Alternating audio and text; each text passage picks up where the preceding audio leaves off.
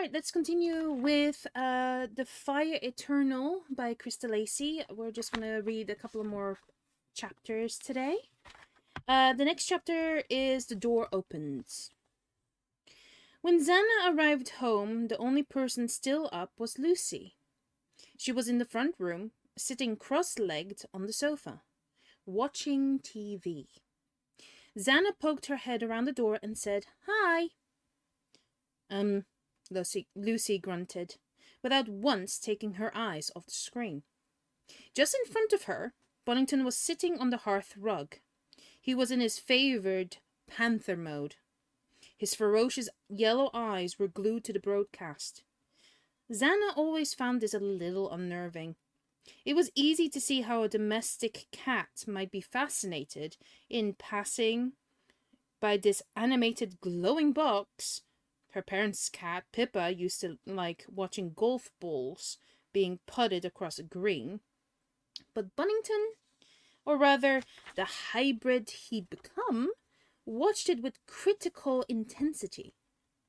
No one would have been at all surprised if he donned a pair of glasses or set the DVD player. He was that kind of cat now. "News 24? She queried, reading the corner of the screen. A music program or a soap opera, maybe. It was unlike Lucy to be watching the news. "It's about Patagonia." Patagonia, right. Xana perched on the arm of the sofa. "Homework?" Lucy lowered the sound. Bonington's ears immediately pricked up. "They have these ice fields in the Andes Mountains. They're melting too fast because of the global warming. While you were out listening to poetry, the southern ice shield probably lost an area equivalent to the size of a football field." Right, thought Xana. And I'm to blame for that, am I? She laid her hands on her knees and pushed herself up again. "Sorry, I'll try not to be out so long in the future." "Sea levels are rising," Lucy added casually. "About 1 millimeter a year on average."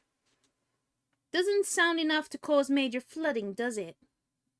"Lucy, it's not my fault, okay? I'm just as concerned about climate change as you are." "No, you're not." "And there it is," Xana told herself. "Shut down before I can make a case."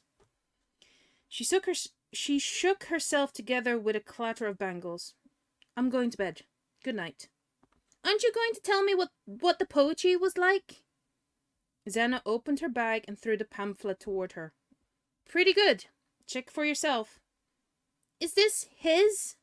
Lucy said, making no attempt at all to disguise her shock. "He's a fine writer," Xana said a little pompously. "His poetry is very moving. Why don't you read it?"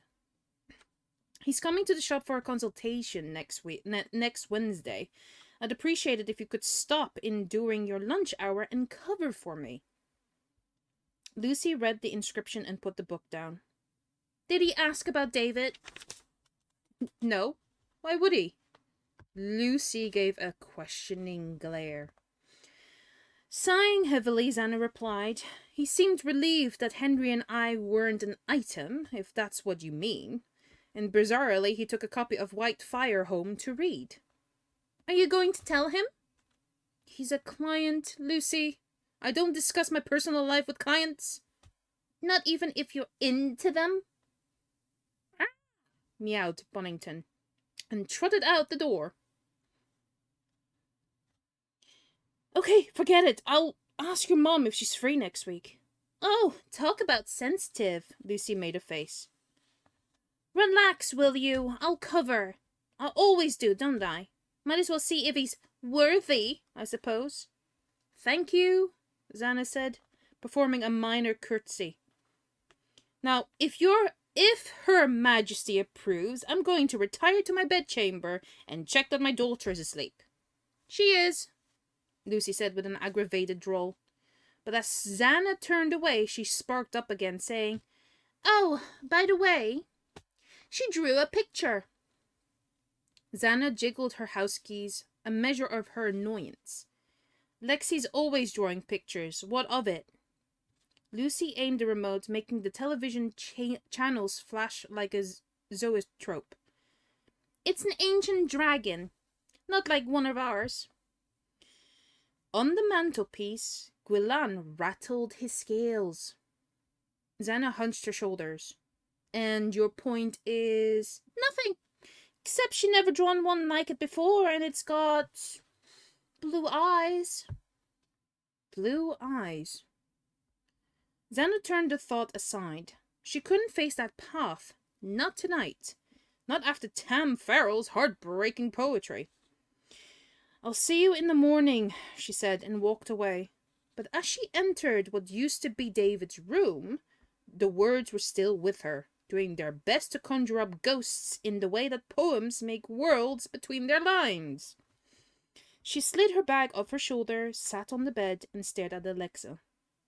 The child was at peace, sleeping soundly, and her pretty face catching the light of the moon. One small fist was resting on the pillow. Inside it was a fan of drawing paper. Xana leaned forward and teased it out. From the corner of her eye, she saw Gazook's twitch. Have you seen this? She whispered, using soft dragon tongue. He sent her a quiet of acknowledgement, but his gaze was clearly taken by something in the garden. Making Xana ask, "What is it? What's the matter?" Beyond the glass there came the faintest tinkle of a wind chime. Gazooks immediately peered at Alexa. Her eyelids twitched as though she were dreaming, and from her lips came a gentle murmur of dragon song. "Oh, baby," Xana whispered, cooing inside. She touched her hand to Alexa's cheek. "Are the fairies talking to you?" Alexa fell back into sleep once more. Gazooks blew a thoughtful smoke ring and frowned. Has she been doing that all night? Gazooks heard again. Has it woken her? His tail flicked sideways, but he shook his head. Xana nodded and opened a piece of paper. As Lucy had said it was a drawing of a dragon. A child's effort. More of a sketch than a picture. In outline, it had the classic dragon shape. Small head, umbrella wings, sinewy body. None of this came as any real surprise, for any talented child might reproduce that. But the eyes made Xana catch her breath. In the pale light, she could not see their color properly, but the detail around them was quite astounding. Scales. Dozens of tiny scales, small below the eye, larger above. And she had tried to draw something in the pupil as well. Something reflected in the dragon's vision. Some kind of star, perhaps? Just then, Alexa gurgled in her sleep and squeezed her empty fist against the pillow. Xana folded up the drawing and reinserted it between the soft pink fingers. "Dream it," she whispered, using one of Liz's favorite expressions. She stroked a lock of hair off Alexa's temple and was about to turn away when a pair of yellow eyes in the darkness made her jump. "Oh, Bonington!" she chided. "What are you doing there? You gave me such a fright!" The cat was sitting on the dressing table, looking like something from a pharaoh's tomb. "Turn back into something less spooky," Xana said. "I can't see you in black, and you're not allowed up there anyway. Come on, shoo!" She chased him off the floor and headed for the bathroom. But no sooner had she gone than Bonington jumped onto the table again. He briefly exchanged a look with Gazooks, but the dragon made no attempt to criticize the move, and Bonington settled to his pose again, this time angling toward the mirror, looking not at himself, but at the moonlit reflection of the sleeping Alexa. The next morning, during the hubbub of breakfast, Xana showed Alexa's drawing to Liz. She mumbled, through a mouthful of toast. "Gosh, she is growing up. That's amazing. How did it go last night, by the way?" Looking fragile in her Japanese nightgown, with her hair tied back and pale of makeup, Xana said, "Fine." Liz raised an inviting eyebrow. "Fine," repeated Xana, slapping Liz's arm. "Stop it, you're making me blush. He read some poetry and he was charming, period." "Mom, look harder at the drawing," said Lucy. "I'll tell you later," Xana mouthed. Liz smiled and cast a glance at the dragon again. "Yes, it's very good. Those eyes are fantastic." "They're blue," said Lucy, scooping up cereal. "That's not what I meant," Liz murmured in reply. "She always liked to blob colors around, but I've never seen her add so much detail before. That's really impressive. Look at how she used this stunning shade of green for the outlines of his body. So lifelike." "But the eyes are blue," Lucy repeated. "All right, we know where you're going," Xana tutted, taking a yogurt out of the fridge. She ripped off the lid as she'd like to do the same to Lucy's head. "Blue's her favorite color. We're not reading anything into it, okay? Anyway, she's probably just modeled it on groin." On the countertop, Gretel was picking the nuts and seeds out of a piece of a whole grain bread. At the mention of groin, she coughed a huge smoke bubble and spilled her entire harvest onto the head of a very bemused Buddington. Xana frowned at her, but didn't pursue it. What gets me is, she hasn't had that much exposure to dragon imagery. Yet, here she is producing realistic-looking eyes. I mean, what's made her draw that triangular-shaped socket? It's called a scalene, said Lucy. Okay, just to mention, it's spelled Scalene. I don't know if I've pronounced it correctly, but that's what I read. But just letting you guys know as a note. And when Xana and Liz both stared at her, she added, "A triangle with no equal sides. We did it at school once. What's your problem?" Liz glanced at the drawing again.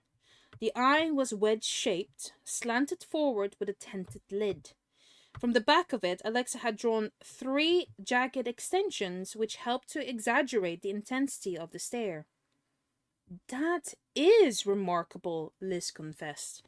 "Is it looking at something, do you think? What's this shape she's tried to draw inside it?" "I don't know. I wondered about that," said Xana. "I think it's a fire star," Lucy said, which made Xana catch her breath and sigh again. "Well, what do you think it is, then?" "Oh, sorry." "Well, what do you think it is, then?" Lucy said huffily. "Why don't you just ask her?" said Arthur, coming in. He touched Lucy's shoulder, which mollified her feisty attitude a little. "I heard your description. Very accurate. Very apt.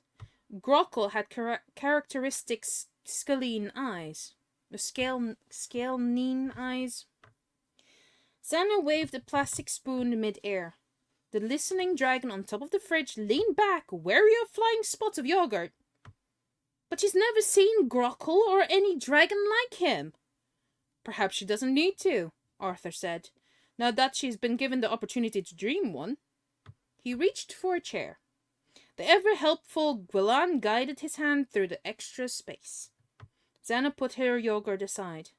"You think she's drawing Gwillant?" "Blunt?" said Lucy, on it in a flash. Gretel and the listening dragon peered intently at each other. "How did she know about Gallant?" "I told her," Xana said. "What? And she can see him?" "Lucy, that's enough now," Liz cut in, calming a potentially explosive situation. "We all know Alexa is a bright little girl. She's stretching her imagination like children do, that's all." "Alexa is sending her thoughts into the universe, and the universe is sending her a dragon back," said Arthur. "An ancient dragon?" Lucy pressed.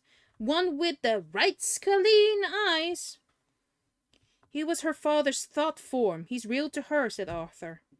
But for Xana, that was a line too much. "Please," she said, clamping her hands to her head. Can we please stop bringing everything around to David and Blue Eyes and Firestars and...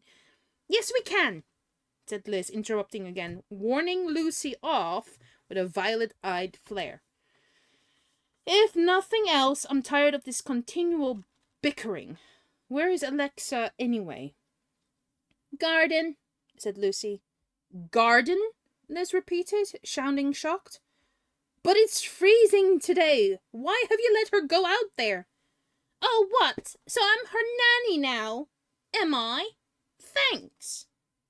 Pushing her breakfast bowl aside in a huff, Lucy stormed out, making dents in the carpeted stairs. Oh, for goodness sake, Liz said. She put the drawing on the table and bracketed her hands as if she'd like to strangle the girl. Someone tell me I was never like that when I was her age. Please. She stepped outside to call Alexa. Xana laid a hand on Arthur's shoulder. I'm sorry. I didn't mean it to sound like I was blowing up at you. He covered her hand and pressured it slightly. Alexa's has dragons in her soul. You know that. I know, Xana said, glancing through the window. Liz and Alexa were up by the rockery, hunkering beside the ferry door. It's just... What is the dragon doing? Asked Arthur, letting his fingers flutter over the drawing. Xana studied it again. Nothing, it's just looking. There's something in its eye, like a distant reflection. Is it a firestar? She gave an incredulous laugh. Arthur, come on. His expression didn't waver. Every light is visible somewhere, remember? She can't know about such things. Please don't do this. Alexa has a gift, he said with authority. A gift all children possess. The pure, uncluttered ability to create reality in their dreams. What we don't know yet is how far Alexa can take that ability. When her father used that same talent, he was able to distort time and bring probable realities into being. Arthur, stop it! You're scaring me now. She's just a creative little girl, okay? David's little girl, he reminded her. And yours. A seer and a sibyl. Interesting combination, don't you think? On the countertop, Gretel tapped her paws in thought. Just then, the door opened, and Alexa ran in to collide with her mother. Oh, look at your dirty feet, Xana scolded her. What were you doing in the garden in your slippers? There was a bungle, said Alexa, gripping Xana's skirt and swaying on it. Xana smiled as she figured out the meaning of the word. Her daughter was strangely clever at inventing onomatopoeic descriptions. In this case, the tinkle of a wind chime. Note the word that I tried to pronounce. It's spelled onomatopoeic.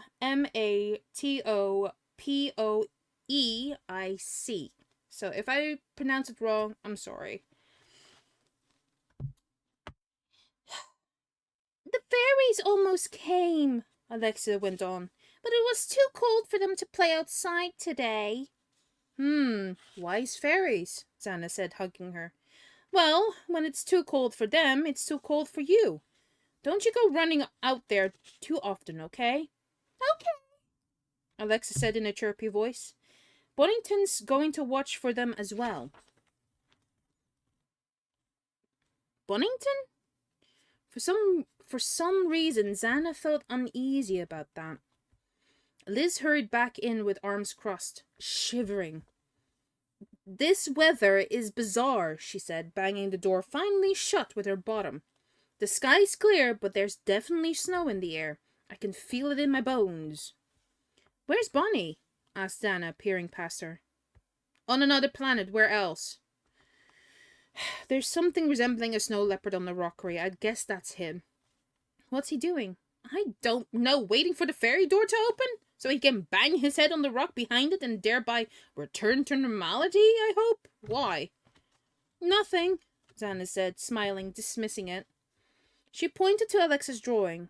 Who's a smart girl, then, drawing this? Shall we put it on the wall with the others? Alexa's drawings were a feature of the kitchen, and useful for hiding the odd missing tile. Yes, said Alexa, beating her fists. It's very good, sweetheart, Liz said kindly, propping it up against a vase on the windowsill. Better still from a distance. He's very fierce, isn't he? Alexa nodded. What's he looking at? Asked Xana. Arthur tilted his head to listen. But though Alexa opened her mouth right away, all that came from it was a slight, "Don't know." Does he have a name? Asked Liz. Alexa bounced on her toes. It's Daddy's dragon. Gallant? Yes. And there it was. Arthur nodded sagely to himself. Liz glanced at the drawing again and took a moment to reflect upon her long-lost tenant, and Xana went into domestic mode. Yes, well, look at the time. Come on, Alexa Martindale, I need to brush your hair. And she took Alexa's hands and whirled her out of the kitchen, with Gretel following close behind. Liz opened the cupboard and put a few boxes of cereal away. Behind her, she could hear the slow tap-tap of Arthur's foot and knew that he was working up something to say. She turned back to him and smoothed his hair off his forehead. Since returning from the Abbey, he had let it grow out. Its grey streaks, peppered like a squirrel's fur, charmed her. This drawing, he said, making circles on the table with his fingertip. What do you see in it? Liz lifted the pot and poured him his morning mug of tea. I see a child's idea of a dragon, nothing more. Why? What am I expected to see?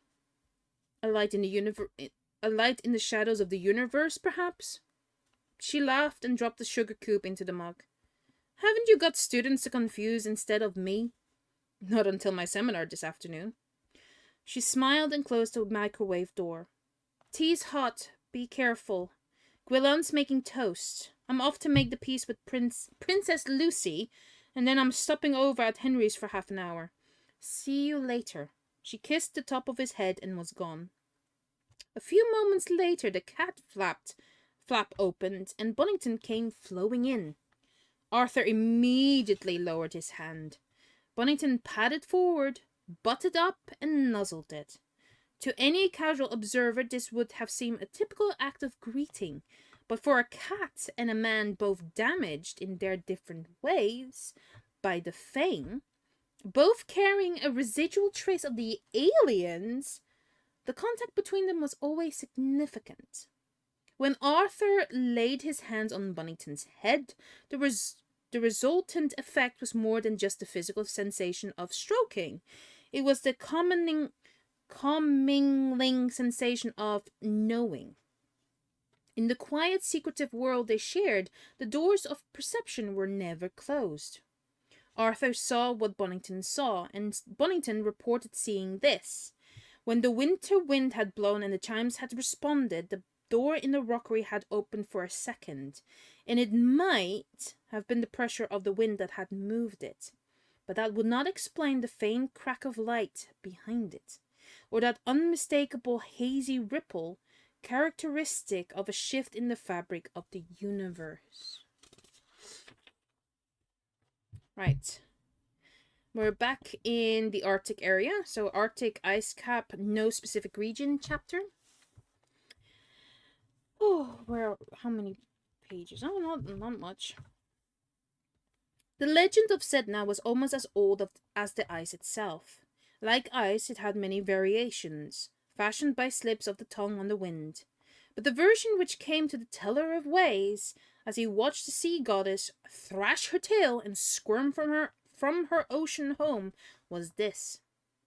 She had been a beautiful Inuit woman, courted by many worthy suitors, hunters of strength, agility, and passion, all of whom would have crossed the ice for her, drunk the ocean, sewn the clouds together with spears. But Sedna was vain and refused them all. She preferred to sit by her father's igloo, admiring her reflection in the waters of the ocean, all the while combing her shining dark hair. One day, her father grew tired of this. He said to her, "My daughter, we are starving. All the animals have deserted us. We do not even have a dog to slay. I am old and too weary to hunt. You must marry the next hunter who comes to our camp, or we will be nothing but sacks of bones." But Sedna ignored him, selfishly saying, "I am Sedna. I am beautiful. What more do I need?" Her father despaired and thought to take a knife to her and use her as bait to trap a passing bear. But the next day, while he sat aboard his sled, sharpening his blade and his will to live, another hunter entered the camp. He was tall and elegantly dressed in furs, but his face was hidden by the trimmings around his hood. The man said, "I am in need of a wife." He struck the shaft of his spear into the ice, making cracks that ran like claws. Sedna's father was afraid, but he boldly said, "I have a daughter, a beautiful daughter. She can cook and sew and chew skins to make shirts. What will you give in return for her, hunter?" "I give fish," said the man, from the darkness of his hood. "Ayah!" Sedna's father waved a hand, for he thought it a poor trade. Fish for a daughter. But fish was better than a hole in his stomach. And so he said this: "Tomorrow bring your kayak, filled with char. Row it to the headland, and I will exchange the char for my daughter." The hunter made a crackling sound in his throat, but his face did not appear from his hood. He withdrew his spear from the glistening ice, pulling out with it a swirling storm. From the eye of the storm he cried, "So be it." And he was gone, as if the wind had claimed him like a feather. That night, Sedna's father made up a potion, a sleeping potion, squeezed from the bloodshot eye of a walrus, the laziest of Arctic creatures. This he stirred into a warming broth made from the boiled skin of his mukluks, his boots. "Come, daughter," he said, singing sweetly in her ear. "Come, eat with your aged father." And he gave Sedna a bowl of his broth to drink. Within moments she had fallen asleep at his feet. Her father then wrapped her loosely in furs, and in the morning carried her out to his sled. Still she slept on as he tied her to it, unaware of the trade that awaited her. But there was little remorse in her father's heart, for Sedna was idle and char were char. With a great heave he pulled her away from their camp. She had still not woken by the time they reached the headland. The hunter stood by his kayak, waiting. Its skins were bulging, brimful with fish. Their dead eyes watched a soulless father unload his daughter and roll her out at the hunter's feet. The hunter made a cheering sound in his throat. He told the old man to empty the kayak. The Inuk, driven by greed and stupidity, gathered too many fish in his arms and slipped and skidded and fell upon his back. As his head struck the ice, his gluttonous gaze softened. His dizzied brain recoiled in horror as he watched the hunter pick up his only child, grow a pair of wings, and fly away with her to a distant cliff. "Come back!" he cried, and reached out a hand. A fish slithered out of it and lodged in his mouth. It was rotten from the tailbone through to the eye. When Sedna awoke, she found herself lying in a nest of hair and night-black feathers. She was on a high ledge surrounded by ravens. Far below her, the sea was rushing at the rocks, dashing itself to foam and spray. "Oh, my father! Help me! Help!" she cried. Then appeared by her side the hunter who had claimed her. "I am your husband now," he said, and he threw off his furs to show himself to be a raven, the king of ravens, the darkest of birds. Sedna screamed and screamed until her voice broke to the cark of a bird. Her fear was so great that the north wind wrestled with her terror for weeks, finally carrying it howling to her father. It beat about his ears, his soul, his heart. "How could you do this?" it whistled at him. "How could you marry your daughter to a bird? Do you want to be known as the grandfather of ravens?" The old man was racked with sadness and guilt. He chattered to his heart, and his heart chattered back. He must go out and rescue his daughter, it said. So the very next morning, he loaded up his patched old kayak and paddled through the frigid Arctic waters until he reached the cliff that was Sedna's new home. Sedna, who now had eyes as sharp as any bird, had seen him coming and was waiting at the shore. "Oh, my father," she said, and hugged him tightly, smelling his furs, which still reeked of fish. "Quickly," he said, "while the mist is about us." And they climbed into his kayak and paddled away. They had travelled for many hours and still had the calm of the ocean all about them when Sedna saw a black speck high in the sky. Fear welled up inside her, for she knew this was her husband coming to find her. "Paddle faster," she urged her father. But her father's arms were slow with age and exhaustion. The raven was upon their boat as swiftly as a ray of sunlight. It swooped down and set the kayak bobbing. "Give me back my wife," it screamed. Sedna's father struck at the thing with his paddle. He missed and almost fell into the water. "Trickster, be gone," he shouted in vain. The bird carked in anger and swooped again. This time it came down low to the water, beating one wing against the surface. A ferocious storm began to blow, and the waters became a raging torrent, tossing the kayak to and fro. Sedna screamed, but not as loudly as her father. Once more cowardice had rooted in his heart. With a mighty shove he pushed his daughter into the ocean. "Be gone! Leave me be! Here's your precious wife," he cried. "Take her back and trouble me no more." Sedna cried out in disbelief. "Father, do not desert me," she begged.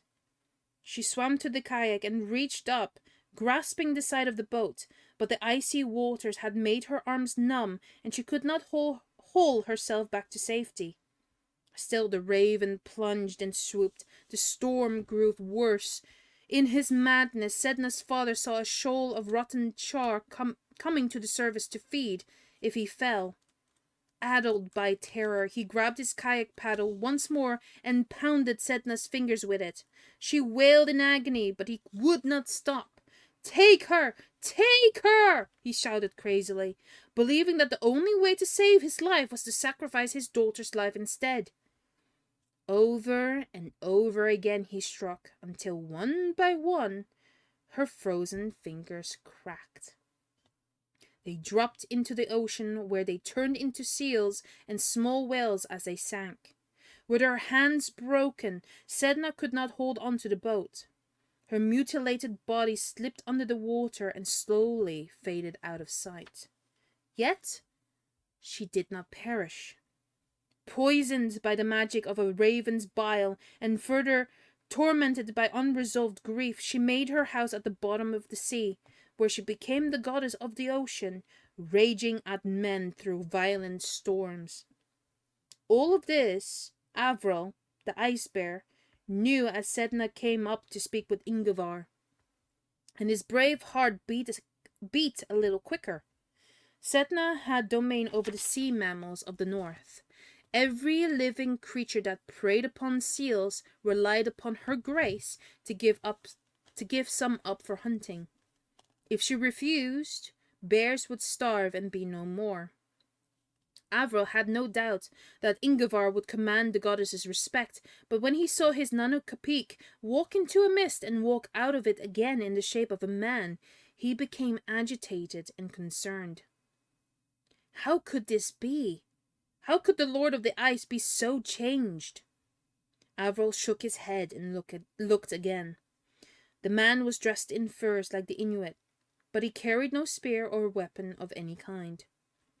The sea goddess dribbled water from her mouth. In a voice that caught in her throat, she croaked, "Who is this who calls me from my house of bones?"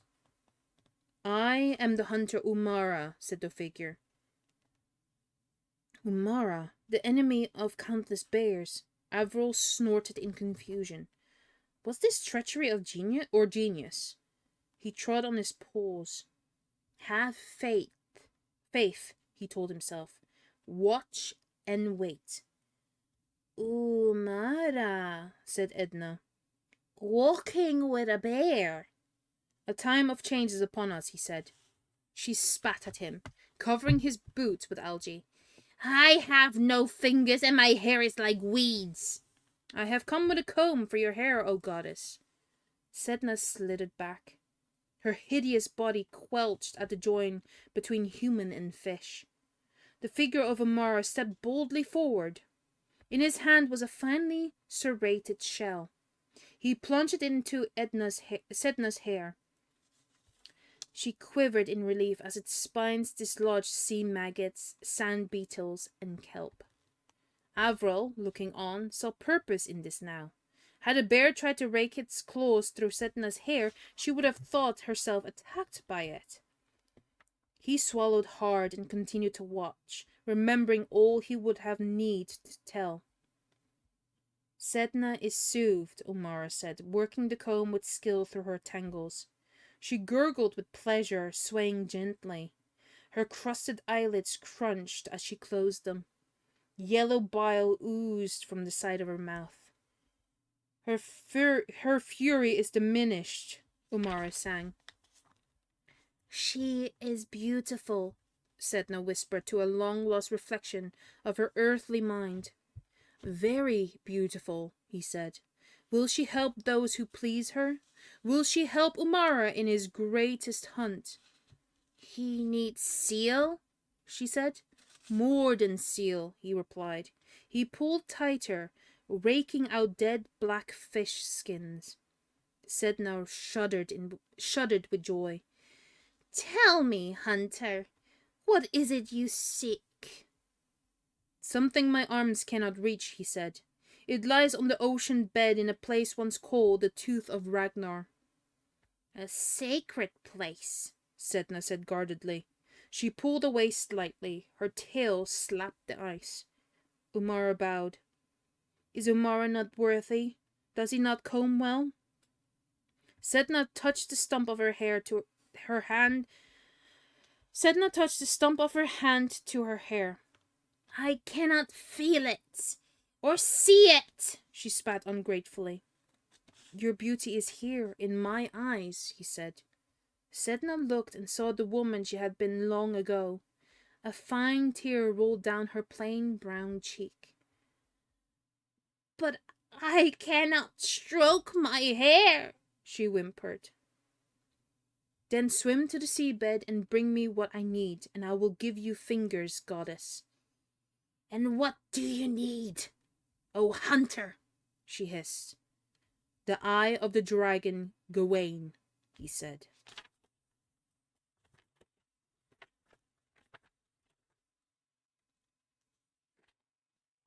Right, next chapter. Let me just give me a very quick drink. One moment.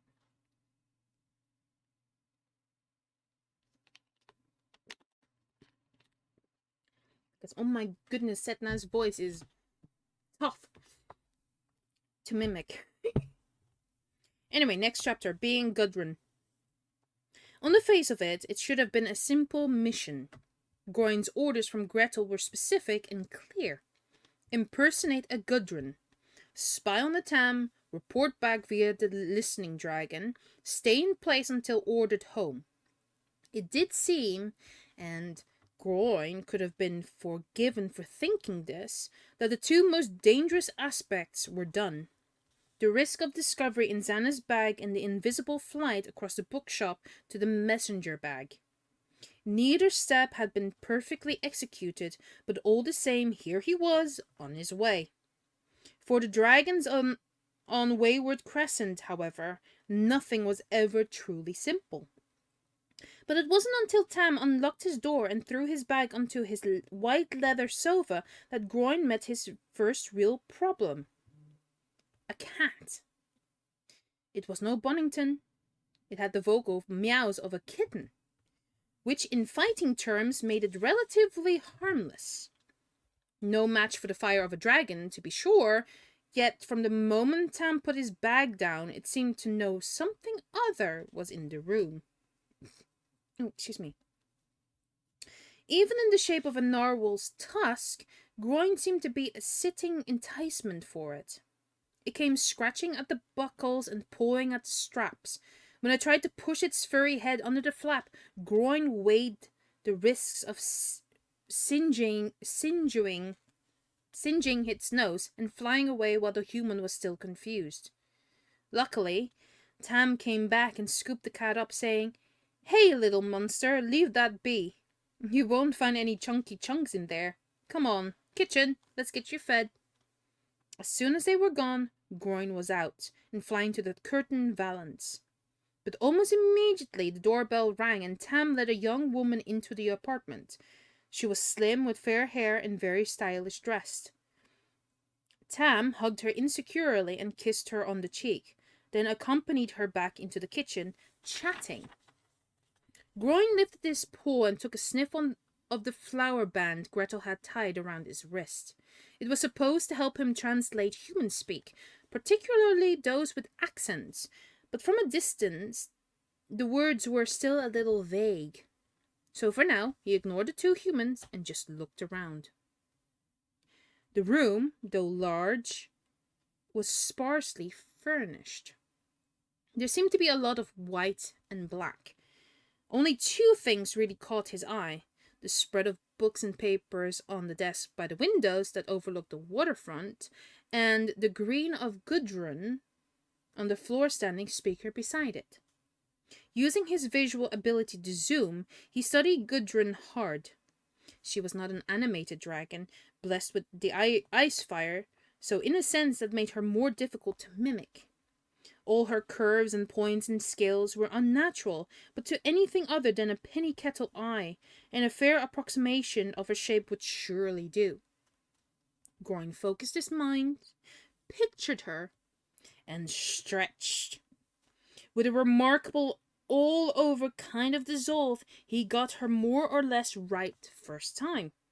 She was a pretty dragon, and there was something disconcerting about having to hold his tail in that she-dragon way. But for the sake of the mission, he supposed it was necessary. Then there was her color. She was green, like most of the penny kettle dragons, and he was practically white. Thankfully, there was enough common ancestry in his lineage to flush out his scales with her deep, dark shades.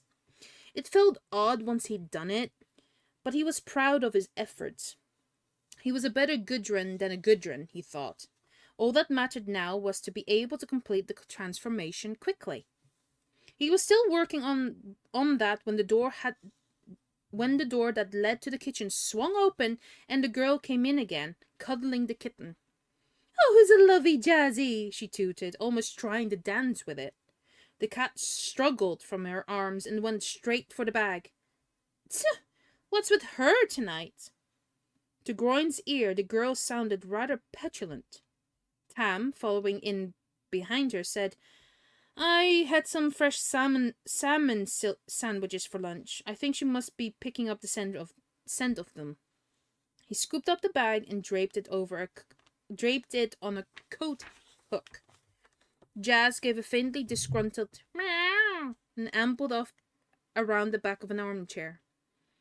The girl by now had changed direction and was walking her fingers over the desk. "So, what's this you're working on?" Eskimo mythology, but hokey for the national endeavor, isn't it? Tam kicked off his shoes and relaxed onto the sofa. The cushions gave way with a breathy whoomp. I'm doing a piece on a local author. David Rain, she read aloud, picking up his notes. He's pretty popular. You must have heard of him. The girl fingered her lips. Is this the guy who disappeared in the Arctic? That's him. Cold figure, man of mystery.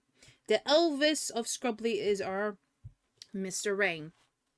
You don't think he's dead? Not sure, Tom said. He pointed a remote at a plasma TV mounted on the wall above an old marble fireplace. It came to life, showing some faraway news footage of a huge ice sheet in western Siberia. In the background, behind a parka-clad reporter, was what looked like the skull and tusk of a mammoth. He muted the sound but continued watching. Missing, presumed dead is the official line, but there's something not quite right about it. I've been trying to gather background info on him, but he's not exactly easy to track. He was a student at the Scrubbly College before it gained university status. There are records of him there, but beyond that, nothing. Everything about the guy leads to dead ends. Yet here he is with a best-selling book. 2 words, publishing hype, she said, as though the mere act of saying it proved they were correct. Maybe, he said, but with a hum that suggested he didn't agree. He flipped open his glasses and put them on, staring at the TV more intently now. The girl stretched a long leg out of a short black pleated skirt. So, how did you get on the case? The book, he said, nodding at an open copy of White Fire. She picked it up and studied the cover. Polar bears? She gave a disinterested smile. There is a buzz about it, a kind of underground vibe. She let it go limp in her hand. It's a kid's book, Tam. Not entirely. Well, the blurb says, I know what it says, Jody. Adventure story, gripping tale, Arctic fable, but there's something else writing between the lines. I've read it a couple of times and it does have a strange kind of after effect. The whole book is a sort of spiritual metaphor. It seems to be a subtle but powerful plea calling for people to come together to do something to save the polar ice cap. Hurrah! She said and snapped the book shut. Fair enough. I was cynical too before I read it. But whatever you believe, it doesn't take away from the fact that there's a real phenomenon happening here. There are websites springing up about this guy. His star is rising in extraordinary proportions, and this is just the kind of stuff that's fueling it. He pressed a button on the remote in time to hear a TV reporter saying, This huge expansion of permafrost was formed in western Siberia over 11,000 years ago at the end of the last great ice age. Beneath it is a frozen peat bog containing thousands of tons of methane, a greenhouse gas 20 times more damaging to the atmosphere than carbon dioxide. The ice is melting, slowly turning this subarctic wilderness into a boggy terrain of mud flats and lakes, which are throwing up all kinds of prehistoric artifacts. Scientists have described what is happening here as a tipping point, an indicator of an environmental seesaw in which a small regional rise in the Earth's temperature could be the catalyst for a dramatic and widespread global effect. Tam muted it and set a DVD recording. I don't get this greenhouse gig, said the girl. I read an article once that said the temperature of the Earth has always fluctuated. It goes through natural cycles. This is just one of them. The end. Hello? It's the rate of acceleration that matters, said Tam. Since the early 80s, global warming has increased by... Jody's sudden sideways movement made him pause. What is that? She said. From his high point on the Valanche, Groin watched her put the book down and pick up Gudrun. At the same time, he felt the fabric underneath him ripple. From the corner of his eye, he saw Jazz at the bottom, climbing it. Tam flopped a hand at Gudrun and said, Oh, that's just something I bought for Millie. Millie? Millie hates dragons, said the girl. She turned the label. The Healing Touch? It's a gift shop in Scrubbly. Her eyebrows invited further explanation. David's Rain partner runs the place. I'm interviewing her there next Wednesday afternoon. And how many more of these do you have to buy before she admits it's all a big scam? One clay dragon is enough, he said. I needed to convince her I was an ordinary customer. She doesn't know you're a journalist? Jody, you know how I have to work sometimes. Heck, what was that? A cat's shriek turned both of them toward the far window. Jazz? Jody gasped. The kitten was vertical, clinging for dear life to the top of the curtain. Tam moved a footstool over and stood on it to reach her. She's terrified, he said, holding her steady while he unpicked her claws. Look at her. Her fur's on end and her eyes are like saucers. He handed her down and stared at the pelmet. That's weird. The paint looks scorched. He stretched his fingers up and felt around. Groin, quickly using his power to turn invisible, leaned back.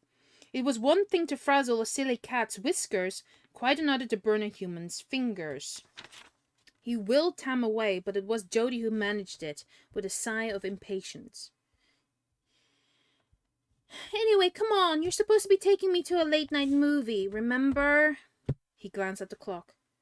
Tam, don't be mean. I drove over specifically. She stroked Jazz before she said, I'm going to freshen up. Carefully weighting the sentence to suggest he'd do the same. Moments later, the TV was dimmed and the room was empty, lit only by diffuse reflected hues from riverside apartments across the water. Groin heard in relief and came back to visibility. Too long in the unseen state was a strain. At least now he had the freedom to move around and spy. The first thing he did was to fly down to Gudrun and attempt to pick her up, but this was no easy task. She was heavy and slightly awkward to hold. He thought again about the wisdom of substituting himself. It wasn't effort, but the logic was reasonably sound. He could stand unnoticed in his solid form for days. To flit about hiding might be dangerous, especially with that pesky kitten around. He lifted Gudrun and staggered to the edge of the speaker. It wasn't far to the shining wooden floor below, but the boards looked hard and he couldn't risk breaking her. There was a cat bed near the sofa that seemed to offer him a safer and softer option. Tensing his wings, he flew all out for it, but tired halfway and only just reached the nearest edge. He fell forward on landing, tipping Gudrun out of his arms, making her clink against the cat's toy bell. The sound wasn't loud, but it was distinct. Any dragon would have heard it. Perhaps a cat would too. Every scale on Groin's spine suddenly stood proud. He glanced at the crack of light beneath the door of the room that Jody had gone into and clearly heard the sound of kitten claws scratching. With some haste, he jumped right out of the basket and pushed it across the floor, turning it to face a shelving unit made of cane. It had space underneath to hide Gudrun completely. Carefully, he rolled her out and nudged her under, wincing as her sharp points scraped the boards. Then he tugged the cat bed back into place and flew onto the speaker. Safe as clay could be. But, as it happened, all his urgency proved needless. As he posed there, tuning in to every little sound, he heard Jody say, Jazz, will you stop that? Will you please stop that? The scratching ceased and there was quiet again. A few minutes passed. A boat strung with lanterns drifted up the river. The hands on the clock ticked around. Groin flicked his tail and rolled his eye sideways. Silence. Time to spy again. He softened quickly and flew to Tam's desk to study the mess of papers there. Although close together writing, such as that found in books, was hard for most dragons to understand, pictures were not. He saw examples of the mark of Umara in textbooks and a photograph of David Rain he'd never seen before. His ridges came together in a frown, and he thought about everything he heard that night. Tam seemed a good enough human to him, but he was clearly snooping and trying to fool Xana. Gretel wasn't going to like that at all. It was time to report to the listening dragon. He brought his paws together and defocused his gaze. The penny kettle dragons were not telepaths as such, but they could communicate messages back and forth through a listener. The procedure over such a long distance required intense concentration. Groin stared into the rippling waters of the river and opened his mind to picture the kitchen at Wayward Crescent. But just as the images began to flow in, something buzzed loudly right by his feet, and a voice said, "A message from the dark side there is." Panicked, he jumped up and sent a small object skittering off the desk. It skittered again as it hit the floor. Groin realized to his horror it was a cell phone. He watched Lucy use one many times, but had no real idea how they were operated. Where was Golly when he needed him? He flew to it and heard on it, hoping his warm breath would stop its buzzing. It didn't. He tried punching it. That only made the thing flip open, introducing a square of blue light into the room. A door creaked. In a flash, Groin was back on the speaker, being Gudrun. Jody walked in, putting on a pair of earrings. She picked up the phone and pressed a few buttons. From the corner of his eye, Groin watched her face. She didn't look happy. She turned away, clutching the phone to her chest. Groin sniffed at his flower band, hoping to hear better the words she was mumbling. What he did pick up made his ear peaks twitch. Penny. Penny? She clicked the phone shut. Jazz, come here!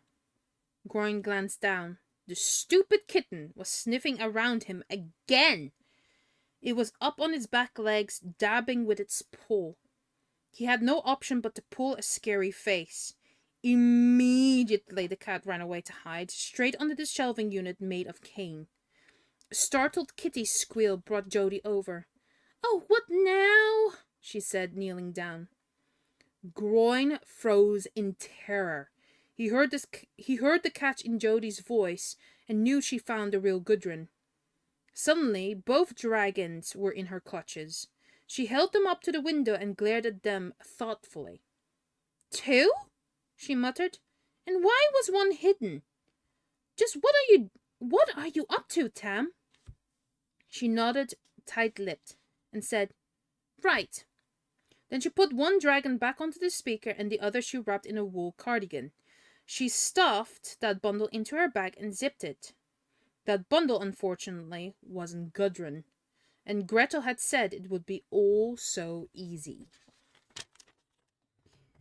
Right, that is 3 chapters done. We're back in the Arctic ice cap, in the presence of the sea goddess Sedna, but I will read that on another time. So I am gonna end the recording here. Thank you guys so much for listening in. Hopefully it's been okay, especially with the words not pronounced correctly. But yeah, hope to record another video again for you guys. Don't forget to like and subscribe to the video. It helps a lot. And I'll see you guys in the next stream, or I'll see you guys in the next video. Bye-bye!